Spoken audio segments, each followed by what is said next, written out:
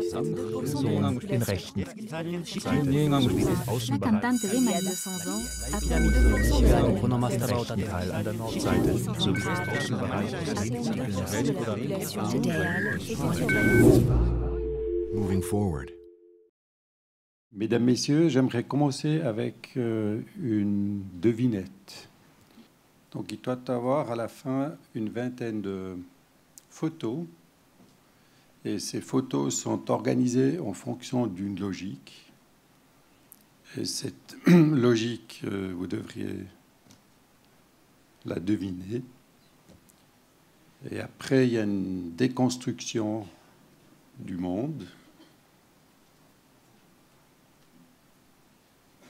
Alors, je pense que le public n'a pas envie de s'exprimer sur ce qu'il voit ici. Mais si quelqu'un peut rapidement dire ce qu'il voit, il est le bienvenu. Alors, est-ce qu'il y a un candidat? Donc, dans les colonnes, vous avez les pays. Dans les lignes, vous avez différents types d'habitats. Donc, c'est l'Islande, c'est la France, l'Italie et l'Allemagne. L'habitat dispersé, les villages, les bourgs ou petites villes,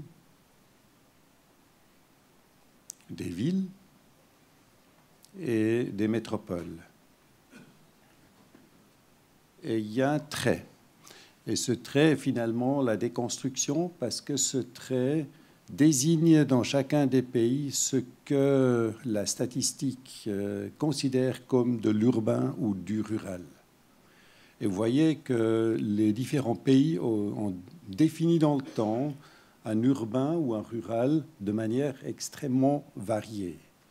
Et la logique là derrière, elle est culturelle peut-être, elle est encore autre chose, elle est technologique, elle est fortement liée au processus d'urbanisation que ces pays ont vécu. Et ma présentation devrait vous donner quelques indications sur les logiques sous-jacentes de cette grande différence.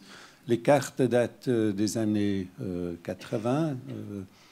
Donc ici, il n'y a pas de définition commune, malgré des tentatives qui ont commencé au XIXe siècle avec ces congrès internationaux de la statistique, une institution hautement intéressante dans tous les domaines, de la mensuration jusqu'au recensement. L'Institut international de statistique n'a utilisé que la commune, la Société des Nations, ses annuaires, pas de référence à l'urbain, l'ONU à partir de 1952, la reprise des définitions selon les pays avec une indication des méthodes utilisées et ici une systématique utilisée sur l'ensemble du monde. Les questions. Comparer l'habitat. Qu'est-ce que distingue une ville d'un village? C'est une vision très ancienne. Comparer une ville ou une agglomération, une aire urbaine, une métropole avec une autre, c'est la question principale. Est-ce qu'on peut effectivement trouver une manière de rendre comparables les différents espaces? Que distingue la population urbaine de la population rurale? Est-ce que le rural existe encore? Saisir un processus, comment évolue le processus d'urbanisation? L'enjeu de la définition de l'urbain est la délimitation des aires urbaines vers l'extérieur. Donc dessiner un trait, c'est la question que la statistique se pose depuis 150 ans. Vers quoi? Vers le rural? Vers le périurbain? Ou est-ce qu'il est intégré vers d'autres espaces urbains? Et la définition de l'urbain est l'indicateur statistique le plus ancien et le plus utilisé et le plus controversé, donc le plus intéressant. Ça devient compliqué, mais les sources et les critères utilisés dans le temps ont montré une évolution fascinante. D'abord le statut administratif, d'après la taille, après des mesures géométriques, puis la morphologie, la densité, la structure socio-économique, de nouveau la morphologie, les approches fonctionnelles, les approches multivariées dans les années 60, la morphologie, l'approche fonctionnelle la pendularité, la densité, la morphologie. Et si on regarde les sources, on a dû développer dans les pays des registres, des recensements, de la cartographie, de la mensuration, avoir des données au niveau communal, des photos aériennes. On revient avec la morphologie dans les années 30, de nouveau les recensements, mais qui mesurent les flux, les banques de données qui permettent de saisir de manière assez rapide d'immenses informations, des photos de satellites qui ont de nouveau réorienté la logique et les délimitations, la mobilité, la pendularité, et Google Earth qui, au niveau mondial, a changé l'approche à l'espace. Il y a une approche mondiale des années 90 qui est utilisée, qui est appliquée à l'ensemble des aires urbaines du monde. Ici, c'est Gênes. Nurek en 94, François Moriconi Hébrard est celui qui a investi le plus fortement dans une comparaison à l'échelle mondiale, avec un indicateur qui est la continuité du bâti, qui est une logique morphologique qu'on a vu au début sur les cartes, après sur les photos aériennes, après sur les photos de satellites. C'est le moyen le plus simple à pouvoir comparer à l'échelle mondiale l'urbain. Mais c'est aussi une extension relativement faible, une dynamique faible par rapport à d'autres approches. L'espace périurbain, c'est la forme dominante de l'urbanisation en développement depuis les années 70-80. Des nouveaux concepts urbanistiques, la maison individuelle, comme réponse à la densité du suburbain, la voiture comme mode de locomotion, la transformation de l'agriculture, comme quelques éléments clés. L'Allemagne ne connaît pas le terme périurbain. La France utilise moins facilement le terme suburbain. La délimitation du périurbain français est la mesure à l'aide de la pendularité qui donne une toute autre spatialité de l'urbain. Le suburbain allemand, dans le temps, est défini par la densité et avec des unités beaucoup plus grandes qui donnent des approches historiques différentes. Le périurbain, c'est morphologiquement du rural, mais socialement de l'urbain. Le périurbain, c'est de l'urbain, mais sans continuité du bâti pour des raisons d'aménagement, donc en principe pas couvert par Nurek. Le périurbain, aux abords des aires urbaines, c'est des industries aux sorties des autoroutes. La logique de l'effet de tunnel joue un rôle majeur. Les espaces urbains sont normalement sans enclave, sans îlots. Ça, c'est une tradition statistique très ancienne. La réalité est différente.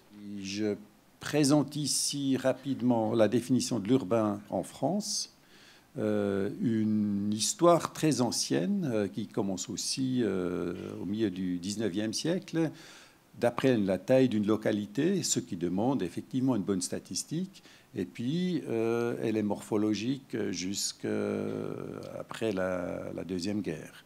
Il y a deux personnalités importantes, Muriot et Böhnle, qui ont proposé des agglomérations multicommunales dans un pays qui a des petites communes, ce qui change fondamentalement les approches possibles, les typologies des communes par rapport à des pays qui ont de très grandes communes ou qui ont subi ou vécu des phases de fusion de communes.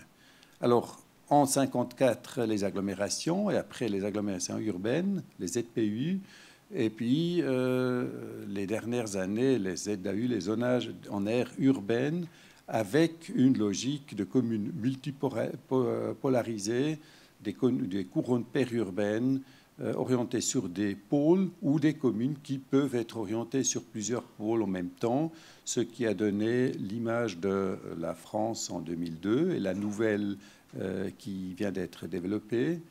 Pour les États-Unis, une toute autre approche, mais qui date déjà à 1790, la première approche, une définition d'Adlai des unités, et qui travaille sur la durée à la fois avec une taille des unités nettement plus grande et l'agrégation de counties qui sont définis institutionnellement depuis les années 50 sous fonction aussi de pendularité vers les centres, ce qui donne ce résultat ici.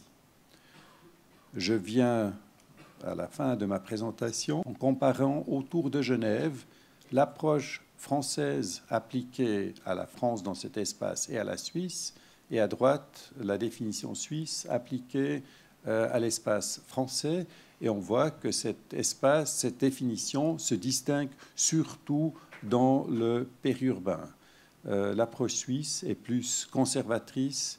L'approche française, avec la pendularité, les 40%, donne des espaces très grands dans un urbain, dans un périurbain lointain. La conclusion.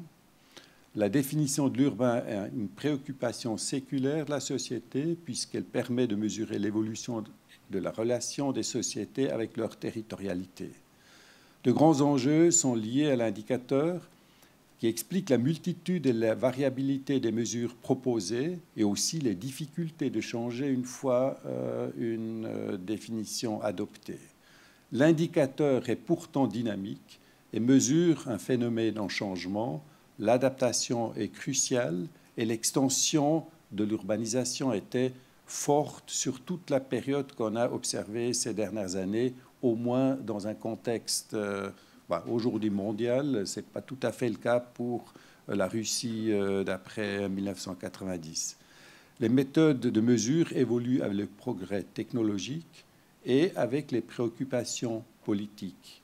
Donc la politique a un intérêt à la définition, elle l'avait à tout moment, elle avait assez souvent dans une logique de définir des grandes unités. La statistique est le domaine responsable de la mesure. La statistique devrait être indépendante et non soumise à des intérêts politiques, et ceci est bien sûr difficile, et même les acteurs qui créent, ou les statisticiens qui créent ces définitions ont des visions sur l'urbanisation qui sont teintées culturellement, qui sont teintées par les possibilités technologiques qu'on peut appliquer et qui sont peut-être aussi teintées de ce qu'ils attendent, ce qui se passe dans ces espaces et l'image que ces espaces leur donnent. Merci bien.